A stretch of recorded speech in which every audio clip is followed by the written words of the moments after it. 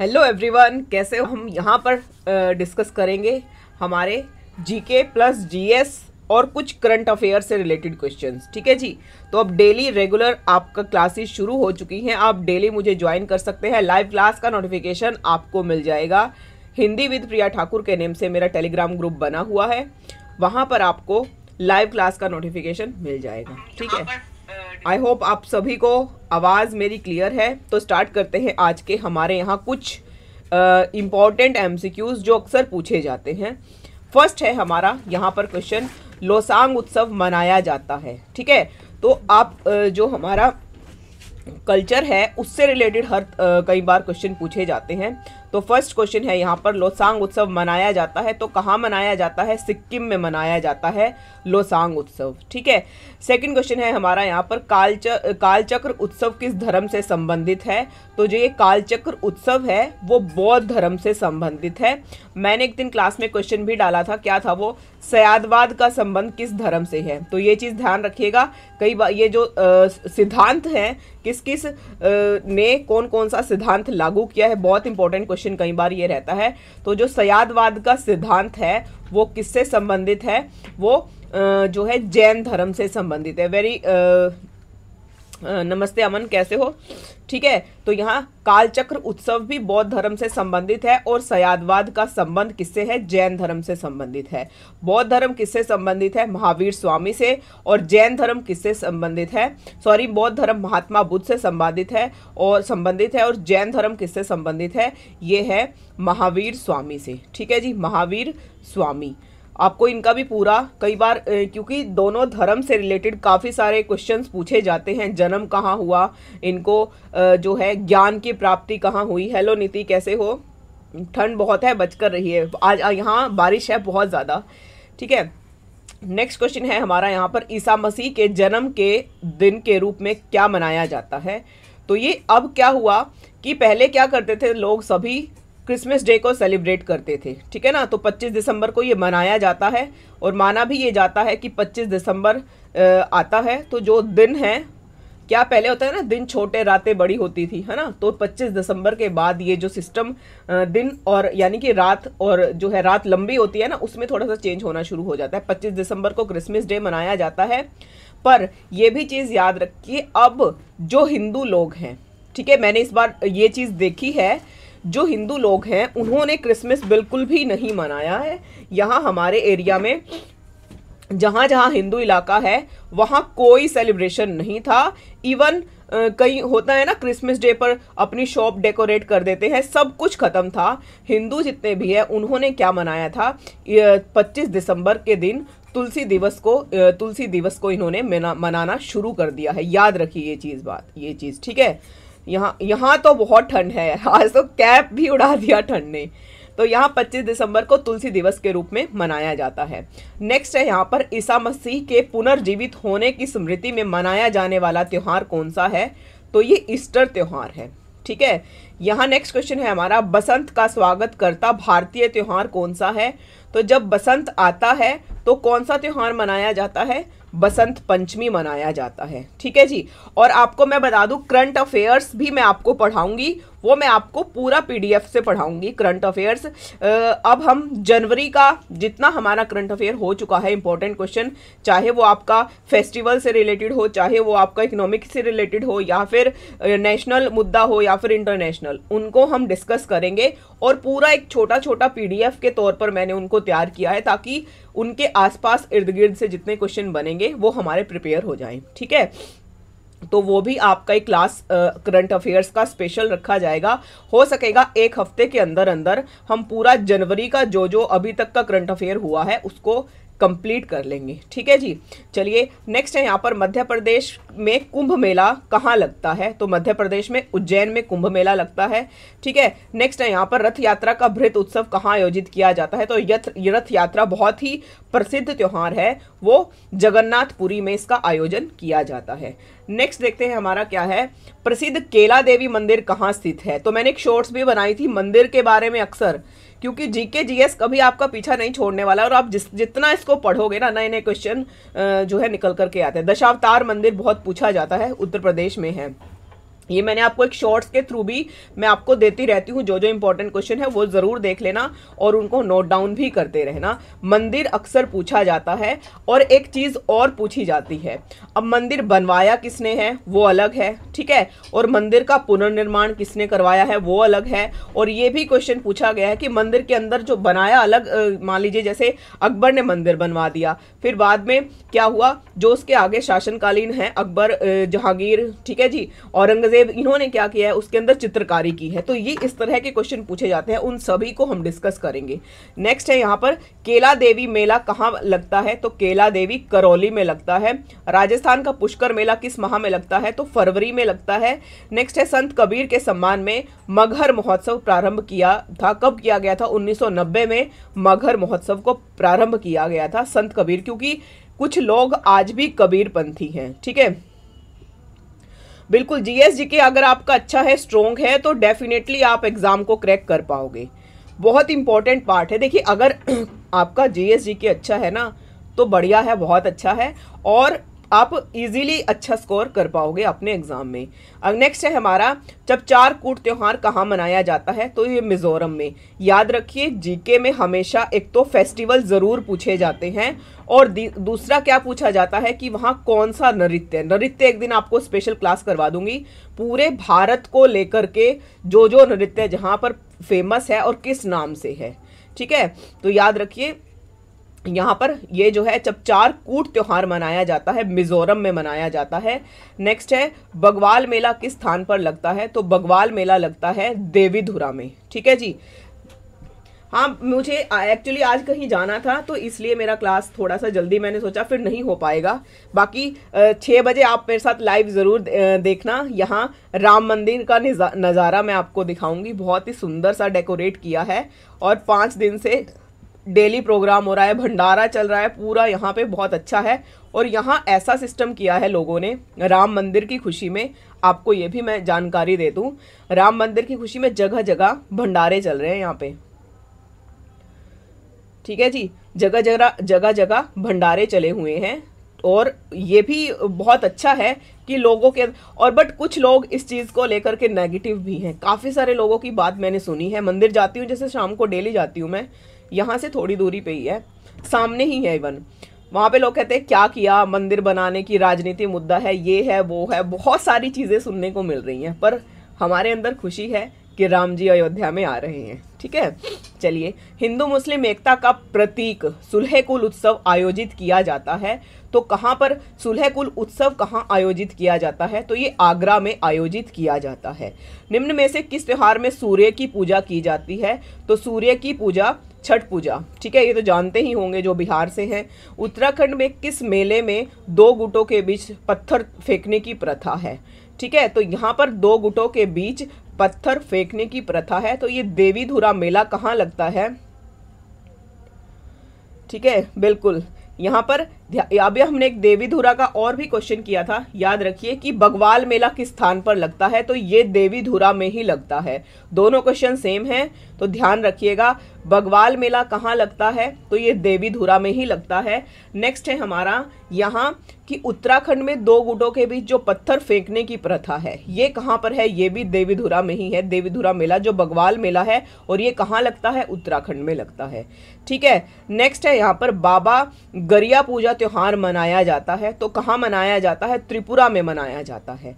बाबा गरियापुरा त्योहार कहाँ मनाया जाता है, त्रिपुरा में मनाया जाता है। नेक्स्ट है यहाँ बसंत का स्वागत करता भारतीय त्योहार, तो ये आपको पता ही है कि बसंत पंचमी मनाया जाता है, और इस बार बसंत पंचमी में भी 14 फरवरी का है, ठीक है।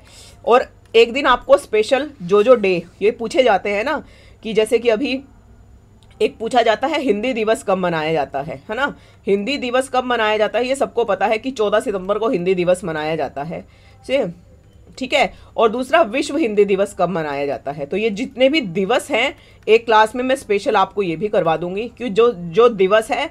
और एक चीज़ और कि जो ये सेलिब्रेशन होते हैं, जैसे कि अभी सेना दिवस था, उस पर क्या थीम रखा गया है, याद रखिए थीम बहुत इंपॉर्टेंट होता है हर एक जो भी सेलिब्रेशन होता है, ठीक है। यहाँ पर तो विश्व हिंदी दिवस सबको पता है कि 10 जनवरी को मनाया जाता है, ठीक है जी, ध्यान रखिए ये। और जैसे कि हमें पता है शिक्षक दिवस कब मनाया जाता है, शिक्षक दिवस सबको पता है 5 सितंबर को मनाया जाता है, पर विश्व शिक्षक दिवस कब मनाया जाता है, अक्टूबर में मनाया जाता है। ठीक है, बिल्कुल। तो ऐसे ऐसे क्वेश्चंस जो है आपसे पूछे जाते हैं।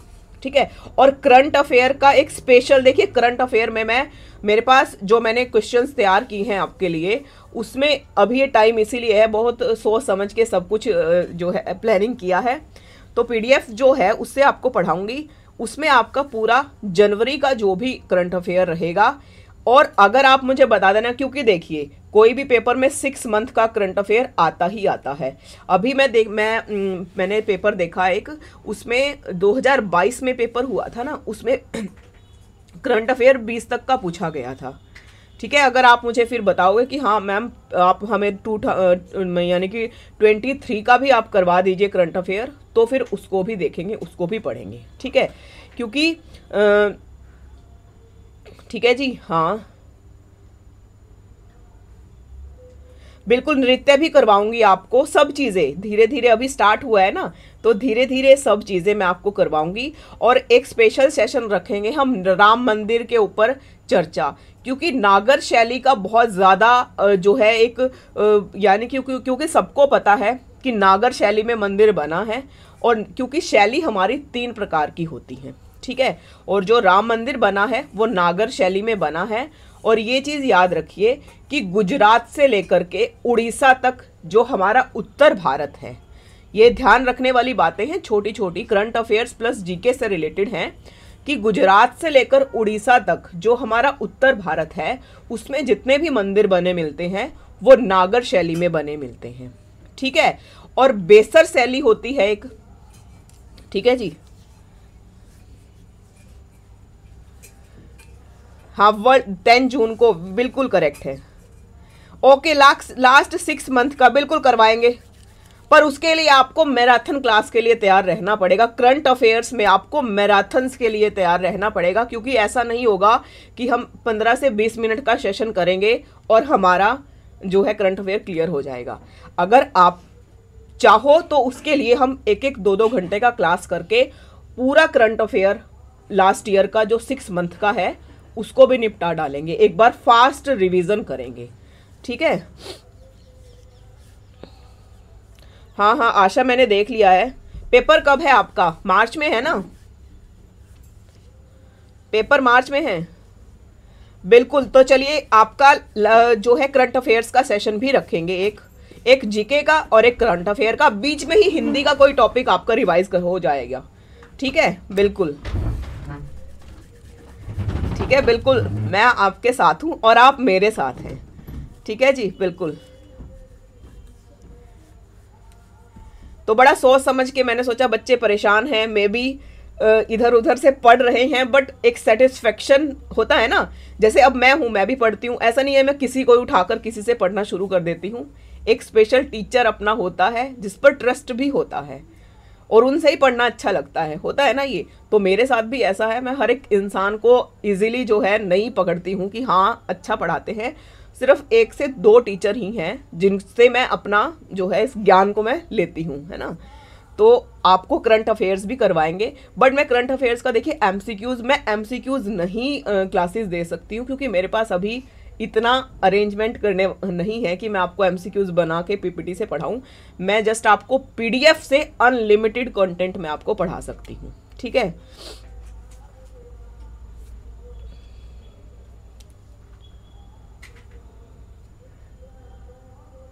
बिल्कुल।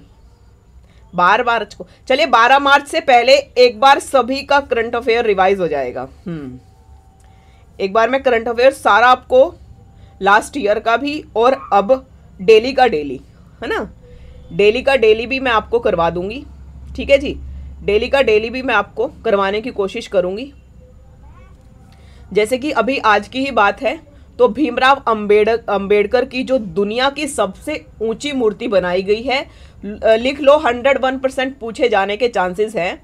ठीक है जी, तो भीमराव अंबेडकर की, इनके बारे में बहुत जो है पूछा जाएगा, करंट अफेयर में 101% पूछा जाएगा।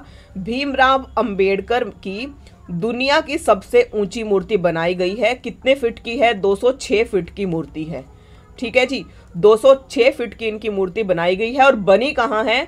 दक्षिण भारत में, आंध्र प्रदेश में इनकी मूर्ति को बनाया गया है। नोट डाउन कर लेना, 101% पूछा जाएगा। आंध्र प्रदेश में बना है और इसका नाम क्या है? Statue of social justice. ठीक है जी, लिख लो इस चीज को भी, स्टैच्यू ऑफ सोशल जस्टिस। ये इनकी प्रतिमा का नाम है, सामाजिक न्याय की प्रतिमा रखा गया है। इसका हिंदी का अर्थ क्या है स्टैच्यू ऑफ सोशल जस्टिस का? कि सामाजिक न्याय की प्रतिमा भीमराव अंबेडकर की है। इंडिया के बाहर अंबेडकर की सबसे ऊंची मूर्ति भी मिलती है। ऐसा नहीं है कि भीमराव अंबेडकर का नाम इंडिया में ही है, इंडिया के बाहर भी इनकी सबसे ऊंची मूर्ति मिलती है।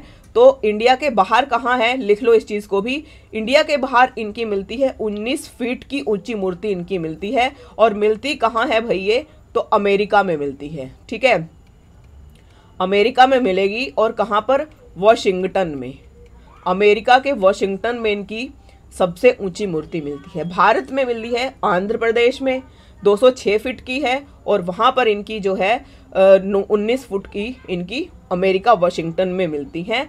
और इसको वहाँ पर क्या नाम दिया गया है? जैसे कि यहाँ स्टैच्यू ऑफ सोशल जस्टिस का नाम यहाँ दिया गया है, अमेरिका में इसको नाम दिया गया है स्टैच्यू ऑफ इक्वेलिटी का नाम दिया गया है। लिख लो इस चीज़ को, 101% आएगा। भीमराव अंबेडकर का कोई क्वेश्चन है और वो करंट अफेयर्स में ना आए तो ऐसा हो ही नहीं सकता।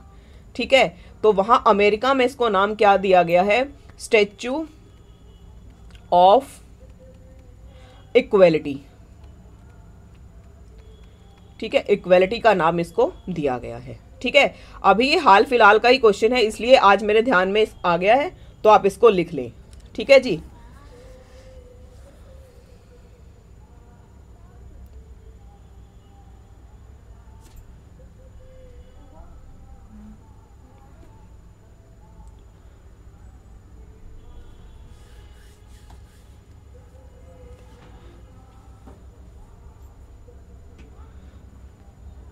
चलिए नेक्स्ट है हमारा यहाँ पर, मध्य प्रदेश में कुंभ मेला कहाँ लगता है? उज्जैन में लगता है। अच्छा, ये तो शायद रिपीटेड क्वेश्चन है। चलिए नेक्स्ट देखते हैं हमारा क्या है। चित्रगुप्त स्वामी मंदिर, जिसे चित्रगुप्त का एकमात्र मंदिर माना जाता है, तो ये स्थित कहाँ है? उज्जैन में है। ये अक्सर मंदिर से रिलेटेड अक्सर प्रश्न पूछे जाते हैं। और मैं आपको जो है टेलीग्राम पर भी मैंने MC वो ऑप्शनल जो मैंने क्विज के तौर पर 5 से 6 क्वेश्चन डाले थे। जैसे जैसे पढ़ती रहती हूँ, जो जो चीज़ें पता चलती रहती हैं वो मैं आपके साथ शेयर करती रहती हूँ। ठीक है, हाँ चलिए नेक्स्ट है हमारा चित्रगुप्त स्वामी मंदिर, जिसे चित्रगुप्त का एकमात्र मंदिर कहा जाता है। यानी कि चित्रगुप्त का एकमात्र मंदिर ही मिलता है, तो कहाँ मिलता है? उज्जैन मध्य प्रदेश में मिलता है। और ये चीज़ याद रखिए, उज्जैन भी आपको दिया जा सकता है और MP भी दिया जा सकता है। ठीक है, नेक्स्ट है भारत में ब्रह्मा का केवल एक ही मंदिर है, वह मंदिर कहाँ स्थित है? तो पुष्कर में। क्योंकि पता है ना, ब्रह्मा की पूजा नहीं करते हैं, ब्रह्मा विष्णु महेश है ना, जिसमें ब्रह्मा की पूजा नहीं की जाती है, विष्णु और महेश की पूजा की जाती है। तो ब्रह्मा का एकमात्र मंदिर पूरे भारत में मिलता है, तो वहाँ कहाँ है? पुष्कर में, राजस्थान। ठीक है, नेक्स्ट है विश्व प्रसिद्ध दांत का मंदिर कहाँ स्थित है? दांत का मंदिर कैंडी में स्थित है। ठीक है ना, नेक्स्ट है सास बहू मंदिर कहाँ स्थित है? तो ये उदयपुर में स्थित है सास बहू मंदिर। उत्तरी धाम कहलाता है, तो उत्तरी धाम क्या कहलाता है? बद्रीनाथ कहलाता है। नेक्स्ट है पोंगल किस राज्य का चर्चित पर्व है? तो पोंगल तमिलनाडु में मनाया जाता है। दिलवाड़ा मंदिर कहाँ? मोस्ट इंपोर्टेंट क्वेश्चन है, कई बार एग्जाम में इसको पूछा गया है, दिलवाड़ा मंदिर। और एक मैंने आपको बताया था दशावतार मंदिर कहाँ है? तो दशावतार मंदिर उत्तर प्रदेश में है, इसको भी आप लिख लेना। दिलवाड़ा मंदिर माउंट आबू में है। 2.5 दिन का झोपड़ा कहाँ स्थित है? तो ये 2.5 दिन का झोपड़ा जो है अजमेर में है। ठीक है जी, फटाफट से सभी बच्चे एक बार सेशन को लाइक और शेयर जरूर कर दें। ठीक है ना, लाइक और शेयर जरूर कर दें।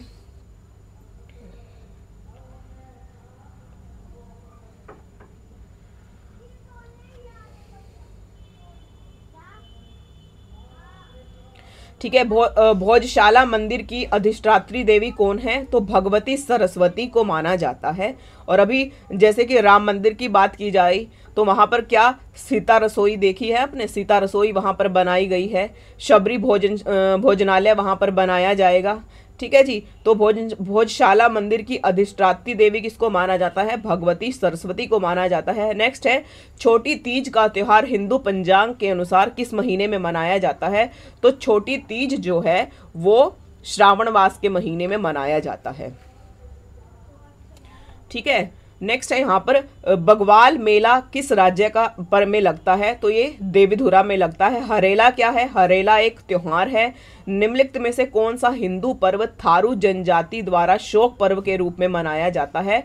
तो यहाँ पर दीपावली है। तो यहाँ ध्यान रखिएगा कि हम तो दीपावली, जैसे कि अब काफ़ी सारे बच्चों के मेरे पास क्वेश्चन आते हैं, आसपास से छोटे छोटे बच्चे हैं, कहते हैं कि मैम अब आप जो ये 29 जनवरी है ना, इसको भी दिवाली के रूप में मनाया जाएगा क्या? तो बच्चों के अंदर बहुत ज़्यादा, छोटे छोटे बच्चों को भी पता है कि राम मंदिर बन रहा है और राम मंदिर को लेकर के हर एक बच्चे के अंदर भी खुशी है। ठीक है, चलिए ठीक है। नेक्स्ट है यहाँ पर निम्नलिखित में से हाँ थारू जनजाति द्वारा शोक पर्व के रूप में मनाया जाता है? तो दीपावली मनाया जाता है। पढ़ लो, काम आएगा, है ना, पढ़ना जरूरी है। बातें तो फिर भी होती रहेंगी, पढ़ोगे तभी काम चलेगा ना, तो पढ़िए। नेक्स्ट है हमारा यहाँ पर मध्य प्रदेश में कुंभ मेला उज्जैन में लगता है, रथ यात्रा पुरी में है।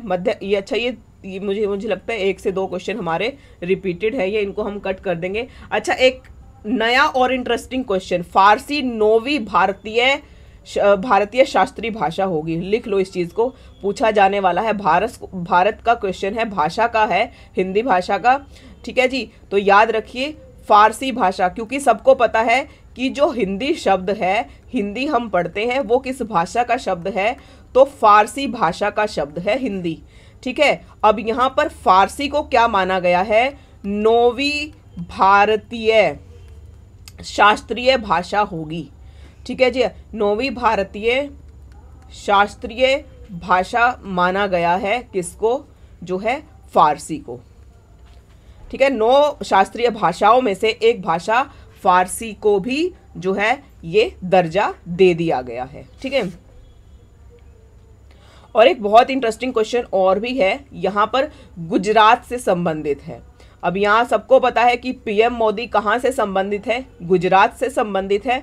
तो पीएम मोदी का गृह नगर कौन सा है? गुजरात है। तो गुजरात के वडनगर से, लिख लो इस चीज को, गुजरात का वडनगर है। वडनगर में वहाँ 800 ईसा पूर्व, ठीक है, क्योंकि हमारा जो हड़प्पा सभ्यता है, सिंधु घाटी सभ्यता है, मोहनजोदड़ो है, उससे रिलेटेड हर एक एग्जाम में क्वेश्चन पूछे जाते हैं, पर ये जो करंट अफेयर्स वाले हैं ये मोस्ट इंपॉर्टेंट रहते हैं। तो गुजरात के वडनगर में 800 ईसा पूर्व की, 800 ईसा पहले की मानव बस्ती के अवशेष पाए गए हैं। लिख लो, बहुत इंपॉर्टेंट क्वेश्चन है। मानव बस्ती के अवशेष भी पाए गए हैं, मानव बस्ती के अवशेष पाए गए हैं। ठीक है, तो पूछा जाने वाला क्वेश्चन है कहाँ से?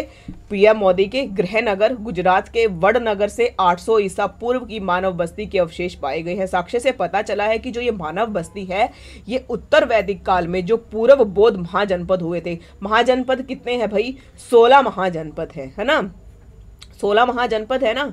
महाजनपदों के बारे में क्वेश्चन पूछा जाता है, 16 महाजनपद हैं।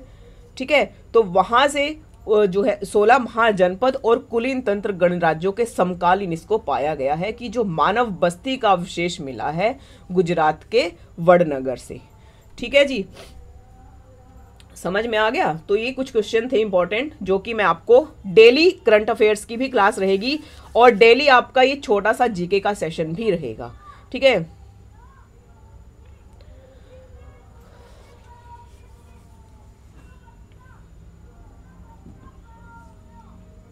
ठीक है जी। तो आज का सेशन कैसा लगा? स्टार्टिंग था, धीरे धीरे इसको जो है हम और अच्छे से करेंगे।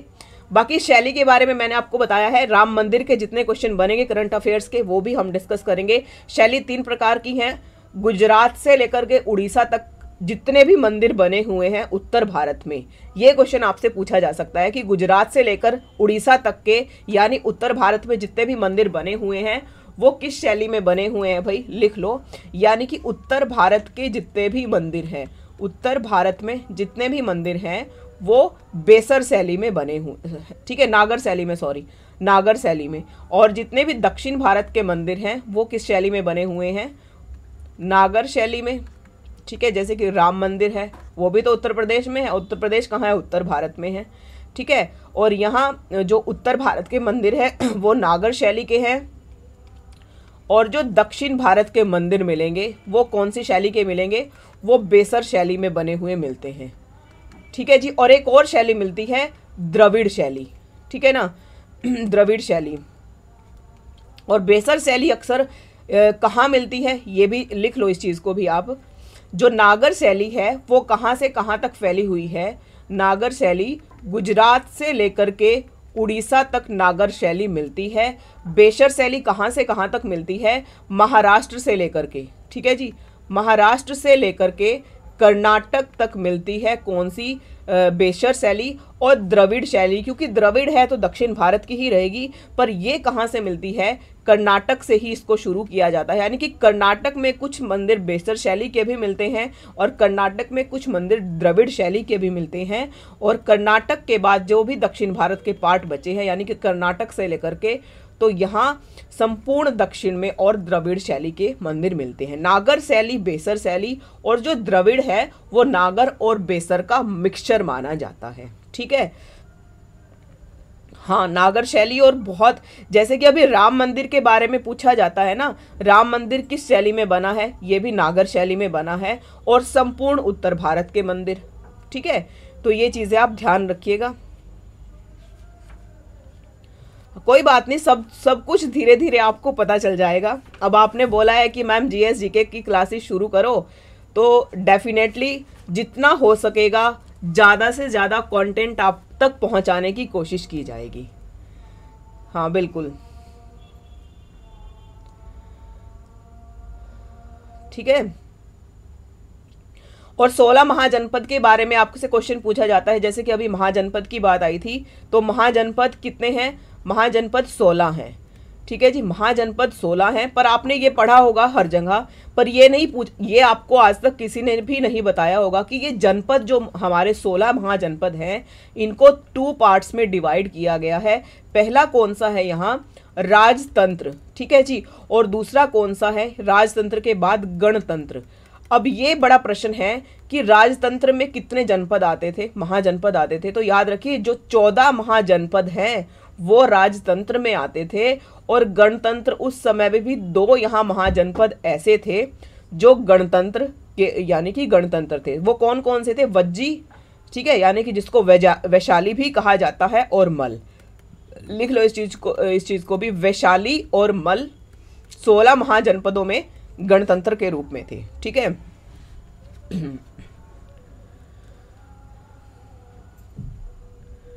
ठीक है जी, बिल्कुल। तो ये जो डेली का अब सेशन आपका रहेगा, कुछ आपके इस तरह से पीडीएफ से आपको पढ़ाया जाएगा, और कुछ एक्स्ट्रा क्वेश्चंस जो होंगे वो मैं आपको नोट डाउन करवाती चलूंगी, जिसमें आपका हिस्ट्री भी रहेगा, ठीक है, जिसमें आपकी हिस्ट्री की क्लासेस भी रहेंगी, और जिसमें आपकी पॉलिटिकल साइंस की रहेंगी, और जिसमें आपकी जियोग्राफी की रहेंगी, और आपका जो है करंट अफेयर्स तो होगा ही, ठीक है ना।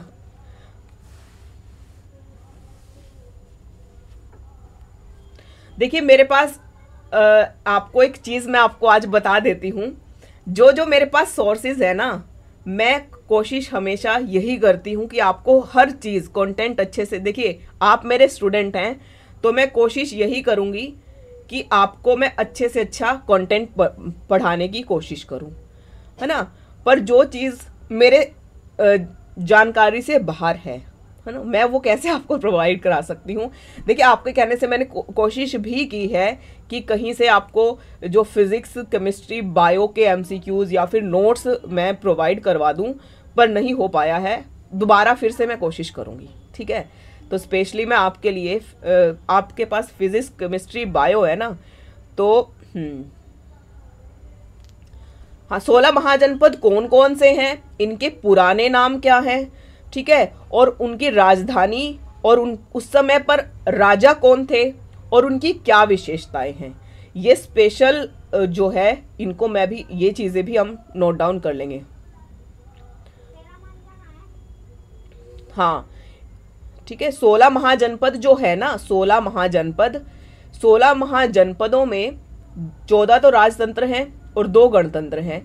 पर इनका क्वेश्चन भी आपसे क्या पूछा जाएगा, 16 महाजनपद कौन कौन से हैं और ये कहाँ स्थित है।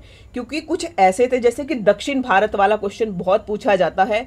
नोट डाउन आप एक बार फिर से इस क्वेश्चन को कर लें, शायद ये आपके काम के ही चीज़ें हैं जो आपको बताऊंगी। दक्षिण भारत में एकमात्र जनपद पाया जाता था 16 महाजनपदों में, लिख लो इस चीज़ को भी, ठीक है। दक्षिण भारत में 16 महाजनपदों में से एकमात्र जनपद था, पता है किसी को कौन कौन सा है। और इसी तरह से एमपी में, ठीक है, मध्य प्रदेश में जो है एकमात्र जनपद 16 महाजनपदों में पाया जाता है। तो वो कौन कौन सा है, जो दक्षिण भारत का है वो कौन सा है, अशमक आंध्र प्रदेश में पाया जाता है। और वहाँ उस समय उसकी राजधानी कौन सी थी, पॉटन राजधानी थी। दक्षिण भारत में अशमक है, ठीक है जी, अशमक जिसको आंध्र के नाम से भी जाना जाता था। और इसकी राजधानी अगर आपसे वो पूछ लेता है इसकी राजधानी क्या है, तो पॉटन इसकी राजधानी थी। ये एकमात्र जनपद दक्षिण भारत का था। दूसरा एमपी की बात करते हैं। एमपी में भी एकमात्र जनपद 16 महाजनपदों में पाया जाता है, जिसको हम क्या कहते हैं, अवंती कहते हैं। और ये कहाँ पर है, ये एमपी में है, ठीक है। बिल्कुल करवाएंगे भाई, कोई दिक्कत नहीं है। हाँ, तो अशमक आंध्र प्रदेश में है, पोटन जिसकी राजधानी है। एमपी में एकमात्र अवंती है। अवंती की राजधानी क्या है, अवंती कहाँ पर है, एमपी में है। और इसकी राजधानी क्या थी भाई, उज्जैनी, ठीक है ना, उज्जैनी इसकी राजधानी थी। तो ये 2 इंपॉर्टेंट क्वेश्चन हैं 16 महाजनपदों में से, ये भी आपको पूछा जाता है। जैसे कि गांधार तक्षशिला अफगानिस्तान में था, ठीक है, और कंबोज राजपुर जो है वो पाकिस्तान में है। तो कल का एक क्लास लेंगे जिसमें उसमें मैं आपको स्पेशल जो है 16, देखो अगर आपको स्टार्टिंग से पढ़ना है हिस्ट्री तो टाइम लगेगा फिर, है ना। बाकी जो जो इम्पोर्टेंट फैक्ट्स बीच बीच में रहते हैं जहाँ से क्वेश्चन पूछे जाने की संभावना रहती है, तो वो मैं आपको करवाती ही रहूँगी, ठीक है भाई। अमन अपना टाइम दिया है इन चीज़ों को पढ़ने के लिए, है ना, अपना टाइम दिया है इस चीज़ों को पढ़ने के लिए। तो डेफिनेटली जितना ज्ञान मुझे है, कोशिश यही रहती है कि आप सभी के साथ उस चीज़ को बांटा जाए, है ना। उत्तर वैदिक काल, हाँ हाँ, वैदिक काल है और उत्तर वैदिक काल है, ठीक है।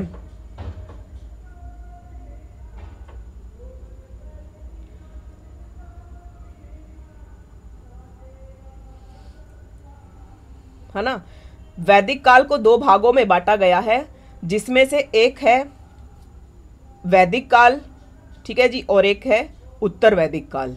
वैदिक काल पढ़ाएं, वैदिक काल टाइम देखिए धीरे धीरे सब कुछ पढ़ाया जाएगा, एक दिन में नहीं होता है ना, एक दिन में नहीं होता है। तो धीरे धीरे जो जो इम्पोर्टेंट क्वेश्चंस मैं लेकर के आऊँगी ना आपके लिए, वो सोच लेना कि आपके लिए शायद रामबाण सिद्ध हो जाएंगे, है ना। और जो करंट अफेयर्स है वो आपको पीडीएफ से ही पढ़ाऊंगी, एमसीक्यूज मेरे पास नहीं है और ना ही मेरे पास इतना टाइम होता है कि मैं स्पेशल आपके लिए कोई पीपीटी तैयार करूं या फिर आपको उन चीज़ों से जो है पढ़ाया जाए। तो पूरा जनवरी का करेंगे हम सबसे पहले, क्योंकि जनवरी में हमारे भारत देश में जो होने जा रहा है, याद रखो कि राम भद्राचार्य, शायद मैंने आपको एक दिन दिखाया था राम भद्राचार्य, जिनको आंखों से नहीं दिखाई देता, जो अंधे हैं, है ना, शायद पिक्चर में मैंने आपको दिखाया था। तो राम भद्राचार्य का 75वां जन्म दिवस भी है इस बार। इस उपलक्ष्य में भी कहा जाता है कि स्पेशली क्योंकि राम मंदिर अभी कंप्लीट नहीं हुआ है, काफ़ी सारी चीज़ें हैं जो अधूरी हैं, पर राम भद्राचार्य के ही अनुसार राम मंदिर का उद्घाटन जो है 22 जनवरी को किया गया है। तो ये चीज़ भी आप ध्यान रखिए। मैंने आपको बताया था ना, एक चीज़ बताई थी मैंने ये चीज़ें आपको कि राम भद्राचार्य, ठीक है, राम भद्राचार्य के बारे में उनका 75वीं यानी कि जन्मोत्सव है उनका, यहाँ पर जन्मदिन है उनका, 75 साल के हो जाएंगे वो। उन्होंने तो ये राम मंदिर के बारे में जो भी तथ्य बताए हैं, सबसे बड़ा श्रेय जो है राम भद्राचार्य को ही जाता है।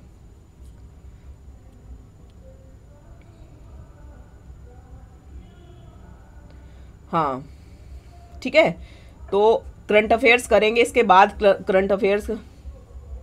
शंकराचार्य नहीं आ रहे हैं। देखिए अभी मैंने आपको एक चीज बताई है, शंकराचार्य नहीं आ रहे हैं, उनके पीछे यही रीजन है।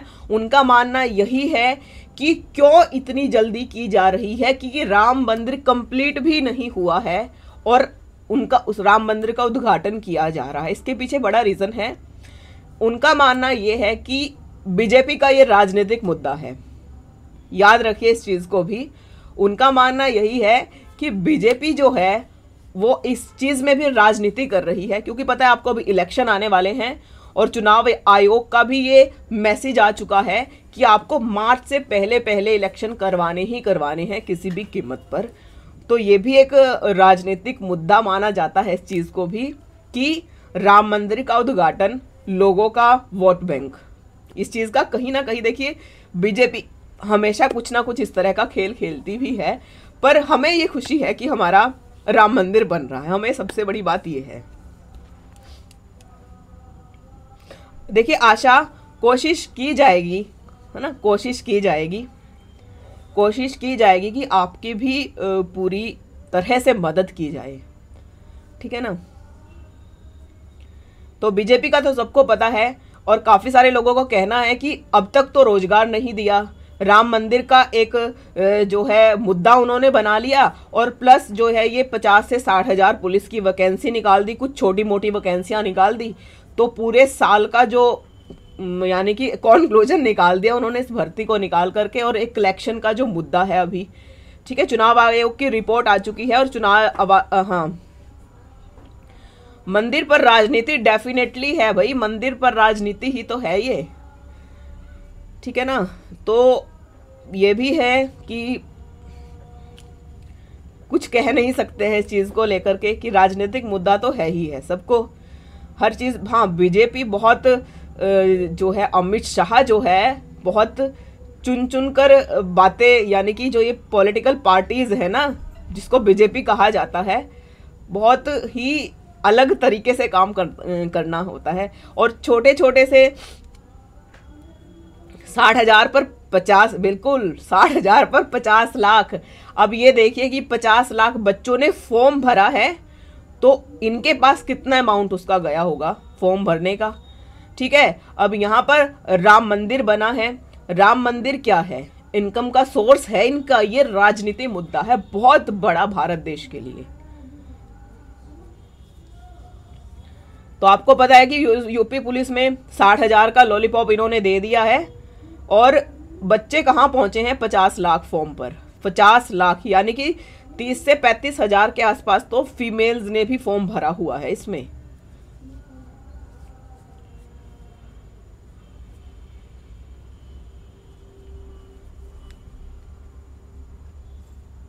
और दूसरा, हाँ, रिकॉर्ड तोड़ दिया इंडिया ने जनसंख्या का भी, कि नंबर 1 पर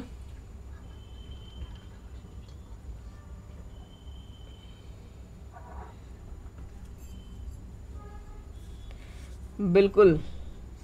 अरे भाई मैं बताती हूँ आपको एक चीज़, ध्यान रखिएगा, बीजेपी के टाइम में कोई ऐसी भर्ती नहीं हुई है जिसमें गोलमाल ना हुआ हो। मैं खुद हमारी इस भर्ती की एक मैंने भी जिसमें पेपर दिया था, मैं खुद उसमें इन्वॉल्व हूँ कि जो बच्चा, आप ये यकीन नहीं करोगे, अभी जो हमारी भर्ती से रिलेटेड है ना, काफ़ी सारे टीचर्स को निकाल दिया है। क्यों? कि उनको लिखना तक नहीं आता है ना, लिखना तक नहीं आता, क्योंकि हमारे पास ना तो इतना पैसा है कि हम किसी को दे राजनेता को, और ना ही हमारे पास कोई सोर्स था उस टाइम पर। जिसका सोर्स है और जिसके पास पैसा है, नौकरी उसका ही है। और ये मानकर चलिएगा कि जो पुलिस में 50 लाख बच्चों ने फॉर्म भरा है ना, अरे इसमें ना 80 से 90% तो बीजेपी वाले ही अपना जो है सेटलमेंट कर लेंगे। ये ध्यान रखना, जो मेहनत करता है बच्चा वो हमेशा मारा जाता है, जो मेहनत करके पेपर देता है वो हमेशा मारा जाता है, दब जाता है वो किसके आगे, राजनीति के आगे, प्लस पैसे के आगे, और थर्ड ऑप्शन है सोर्स। ये बात सच्ची है पर कड़वी है, याद रखिए इस चीज को।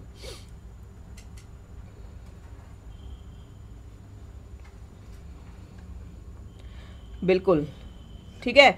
तो करंट अफेयर्स को करेंगे, आपको नोटिफिकेशन मिल जाएगा टेलीग्राम पर।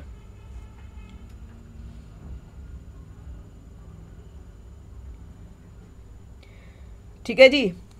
तो नेक्स्ट क्लास का नोटिफिकेशन आपको मिल जाएगा टेलीग्राम पर, जिसमें आपका करंट अफेयर्स रहेगा। जनवरी का करंट अफेयर, आपका इंपॉर्टेंट क्वेश्चंस को हम डिस्कस करेंगे, प्लस जो आपका 6 मंथ का है, तो आशा के कहने पर वो देखिए आपका बड़े लंबी लंबी क्लासेस जब जाएंगी ना, 1 से 1.5 घंटे की, 2 घंटे की, जिसमें हम पूरा 6 महीने का करंट अफेयर्स को रट डालेंगे। ठीक है, वादा है ये मेरा सभी से कि बस आप अपना साथ बनाए रखिए। आपको अच्छे से अच्छा कंटेंट प्लस आपको अपनी एक राइट वे पर लेके जाना मेरी जिम्मेवारी है।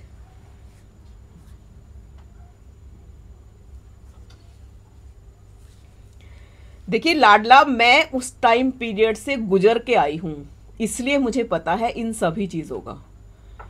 आपको पता है कि मैं इतना डिप्रेशन में उस टाइम पर आ गई थी, ऐसा लगता था कि बस ख़त्म है लाइफ, इसके बाद कुछ नहीं है। मैंने उस टाइम पर अपने आप को बहुत संभाला कि लाइफ अभी ख़त्म नहीं हुई है, कि कुछ और भी किया जा सकता है आगे। बट मैं उस कंडीशन से गुजर चुकी हूँ कि जो बच्चा, जो गवर्नमेंट ने जो कट ऑफ तय किया था, उस कट ऑफ से भी कहीं आगे मेरा मार्क्स था। ठीक है, और मेरा उस लिस्ट में नाम नहीं था, और मेरे से जो लो नंबर वाले थे, यानी वही जिसके पास पैसा और सोर्स है, उनके नंबर थे। ठीक है ना, डेफिनेटली हमारे पास ना सोर्स है ना पैसा है, हम दे नहीं सकते। बस इतना है कि हम पढ़ के मेहनत कर सकते हैं, इतना है बस। ठीक है जी, हाँ, तो शुरू करेंगे हम करंट अफेयर्स भी बहुत जल्दी ही। डेली आपको एक छोटा सा जीके प्लस जीएस और एक बड़ा सा क्लास जिसमें मैराथन ही रहेगा करंट अफेयर्स का। ठीक है, मिलते हैं।